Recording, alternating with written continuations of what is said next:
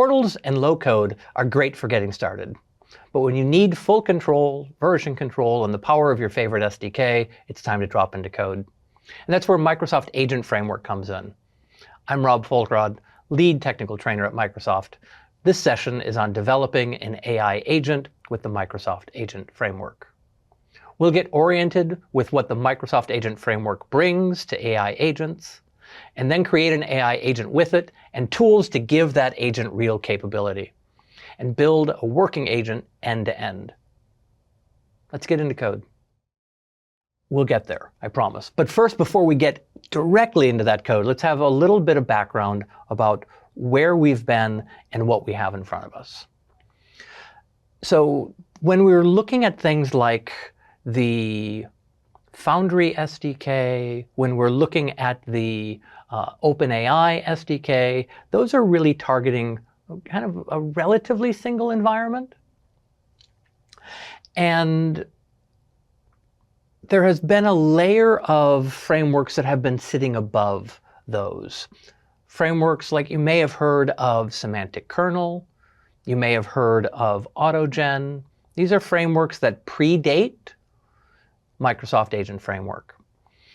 And those were both two frameworks that Microsoft put forward as this agent layer that abstracts away the direct call to the large language model and gives us agentic capabilities to simplify what we've had to do up to this point. But there was always some question, like which of those two do we go with? Semantic Kernel was kind of an enterprise-ready integration, right? It supported C# and Java and Python, right? And AutoGen was a little bit more cutting edge. It had some really neat agentic workflows that were built into it. But you always kind of felt like you were making some sort of compromise between the two. Okay, well, where we are today, we have solved that problem by, in essence, merging them together into a new framework. And that's the framework that we have in front of us. The Microsoft Agent Framework, for lack of a better term, is really replacing those two frameworks that went before it. It's replacing Semantic Kernel and AutoGen. They're still out there, but we really see the bulk of the new work moving forward being done in Agent Framework. As of this recording, it has been released generally. So it is a framework that we can recommend that you take a look at going forward. Okay. So what does it bring to the table? How does it help? Okay. Well, one of the capabilities is consistent interface for agents. The large language models that you've been using for your agents, right? You've got this agent layer, and then we've always kind of tucked the large language model in there. We have a lot more flexibility where those large language models come from. We may be using maybe a local, maybe a small language model that's locally on our machine, or maybe we're using something in Foundry or some other provider. But this abstraction layer gives us an ability to kind of swap those out. Right? It also has a chat provider. It's using, by default, we are seeing a common interface for various chat providers, so you can have a little bit more flexibility as we are moving from one chat provider to the next. Early on, we had the conversation of whether we should be using the conversation API or the responses API, and here we can kind of mitigate that question a little bit by having a interface layer in between. Another thing that we're looking at here is the idea of function tools. There has been no lack of conversation about tools in the sessions that have led us to this point. But there's also been a lot of legwork, especially when either MCP was running locally or our custom tools were running locally. We have continually built these scaffoldings of dispatch, right? Those go away when we're looking at the agent framework. That we can decorate those functions with the appropriate markers, and then the framework itself knows how to route a call from the large language model, from the response back to the actual function call itself. Personally, I actually was learning on a semantic kernel initially before I started writing some things directly to large language models. So, and maybe I've been showing that a little bit in the presentation, but I got really spoiled not having to write all of that dispatch work. And it's nice to be back to the agent framework where, again, I don't have to write that I can just decorate it, say, here's the function, and then let the framework be the one who does dispatch, who does invocation for us. Right? There are a built-in set of tools. You will see some direct mirroring with some of the tools that we've already seen inside of Foundry. So there's direct representations so that we don't have to learn a different set of tools if we want to get things like file search or the web browser or the web search tool. Conversation management is in place. There are mechanisms in there to handle that stateful conversation that's going back and forth. And we have workflow orchestration. We saw in the very last section that there is a workflow inside of Foundry itself. But it's possible you're not in Foundry, right? It's possible you're bringing agents from somewhere else, and those agents still need to have some sort of workflow involved. And we have a really nice collection of workflow options inside of Agent Framework. So what does it take to put one together? Well, the first thing that you're going to do is you're going to create a Foundry project. We've done that a bunch of times. Now, that's on the slide, but in parentheses off to the side, doesn't have to be, right? You've got flexibility in where those agents reside. But if I bring us back here, you will then set up the connection string between that and your application code. We've seen the authentication in many of the exercises and the demos. We have seen some mechanism of getting some sort of credential. We're really looking at non-key-based authentication. That's what we see in there right now. So some sort of token provider is going to be a necessary component. Right? And then we're going to use one of the providers to talk to the underlying model. So in this case here, the Azure Open AI Responses Client is one of those providers that could be used.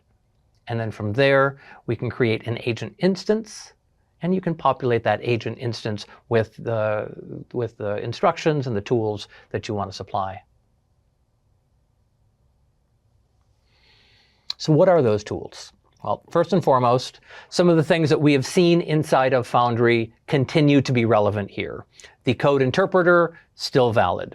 File search, web search, still very easy to pass those in.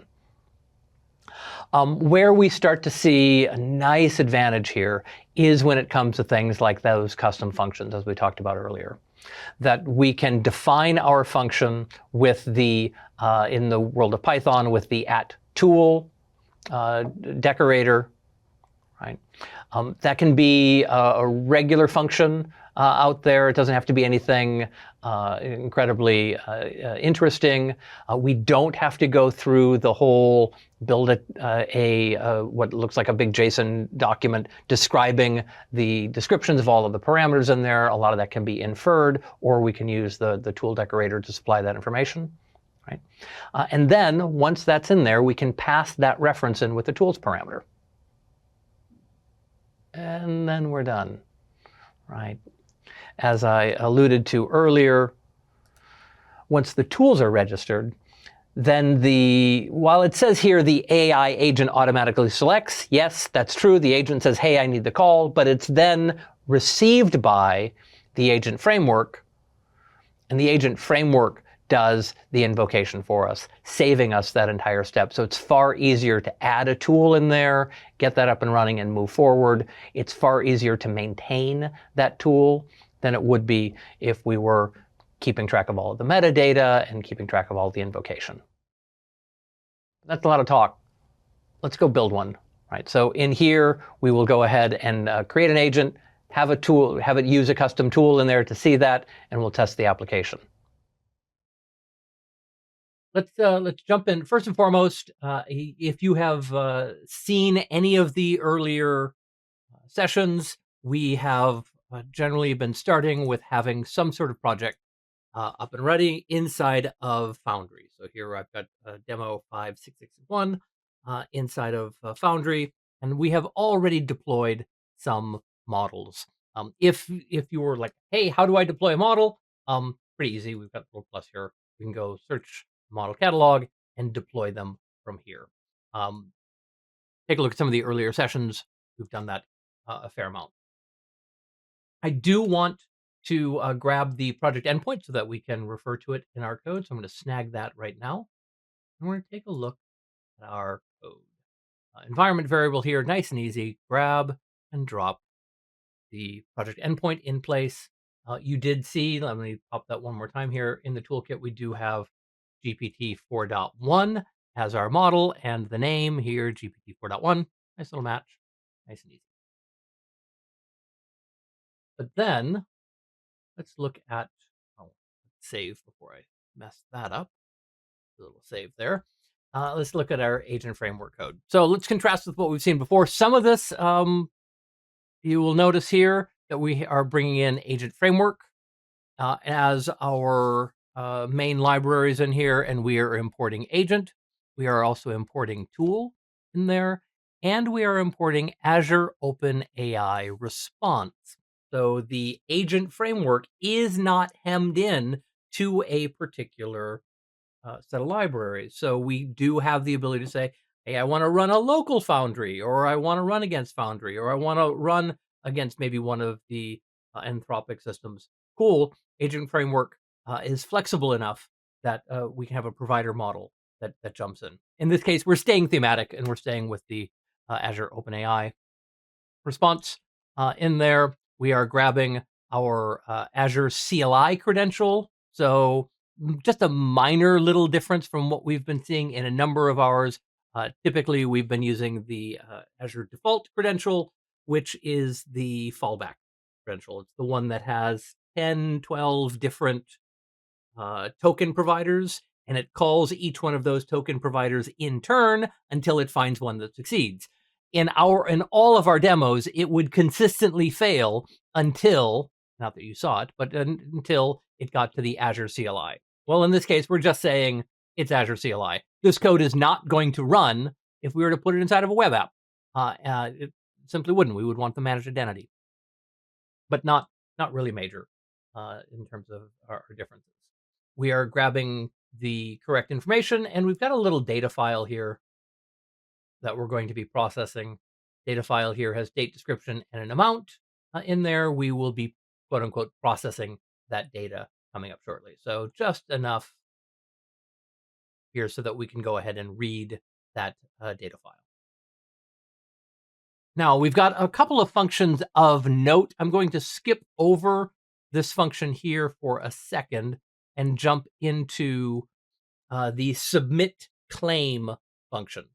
So one of the things that we have seen before is the ability to supply some sort of tools where we will tell the agent, hey, we've got these tools available. If you want to invoke them, let us know. We've written that dispatch code in the past where we got the direction from the agent to run that function and to send back its results. Here we have another one of those tool functions. In this case, we are using an annotation on top to say this is a tool. You'll also note in there we are working with the approval mode. Many times in the past, we have had to give an approval to use a tool. Here, we're just saying it's a demo, never require. Or maybe we know that this is innocuous enough, that this is not such a big deal that we have to have an approval. But in this case, never approve. And it's really not doing anything. So in this case here, we're submitting a claim. We are printing out the subject and the body, the screen. So approval, not really something we need to stress about on this case. But again, this is one of the linchpins that has been opened up in this. This is the tool that we were seeing up above. Right? Now, for the actual work itself, let's go into the process expense data. We are grabbing our credential, CLI credential, and then we are creating the agent. That agent here, we are using the Azure Open AI response client, specifying the credential, specifying the deployment, specifying the project endpoint. So now we have a client. In that agent, we're also specifying our instructions. You're an AI assistant for expense claim submission. At the user's request, create an expense claim and use the plugin, roll over here a little bit, the plugin function to send an email to expenses at Contoso with a subject expense claim and a body and itemized expenses with a total, right? So we are telling it how to use that function. Then confirm to the user that you're done. Don't ask for any more information. Okay. Right, so that is our agent. That's our setup work. We've got it all local. We could have referenced an existing agent. We built it locally. But then where things get a little bit interesting for us is we are then adding the input, and we say here, agent run. We'll specify the prompt, and we print its response. Pretty straightforward. We keep looking. What we're missing is that dispatch code. In our earlier examples, when we had local MCP, when we had local functions, we had to write a little brick of code that was responsible for coordinating between the LLM, the agent, and our internal code. And we got messages that said, hey, I need to invoke this function. And we wrote dispatch code to say, well, if you need this, I'll call this function and give you back the response. If you need this, I'll call this function. And here, we don't have that. We just have run. And the framework provides the rest of the work for us. At least that's the theory. Let's give it a save here, make sure we're in a good spot. All right, let's see that in action. Let's go ahead and open up our terminal here. And let's invoke a little Python here, Python Agent Framework .py. So the first thing that we should get if we look up at the top here is we're going to get a little rundown of our data file, user prompt, here's the expense. What do you want to do with it? We only really have one thing, right? When we built our agent, at the user's request, create an expense claim. So let's ask it to submit claim. Now, the interesting part here, again, with this one is the ease at which our agent can go from agent run and invoke this function without us having to do the dispatch. And so you will see right here that we did indeed get that call. We've got our date, our item dispatch, right? There's the subject, right? There's our to, all of that is set up in a little print right there. It invoked that function on our behalf, no dispatch at all.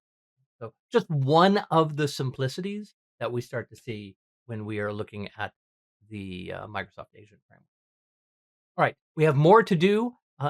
Let's go wrap this up, and then we'll move forward. What are the key steps to create a Microsoft Foundry agent using the Microsoft Agent Framework? Right. So here we create the Azure AI agent client, that first class. From there, we then define a chat agent with the instructions and the tools, and then create the agent thread. Which component in the Microsoft Agent Framework manages the conversation state and stores messages? Of those three, that would be the agent thread. The thread is that handles that conversation, much like a conversation thread. All right, so we have now started with one more framework, with the Microsoft Agent Framework. It unifies the agents and providers and tools, gives us a single surface programmatically that we can work with. There is a base agent abstraction that allows us to handle various chat providers interchangeably, a bunch of built-in tools that we can use that we should already be pretty familiar with at this point.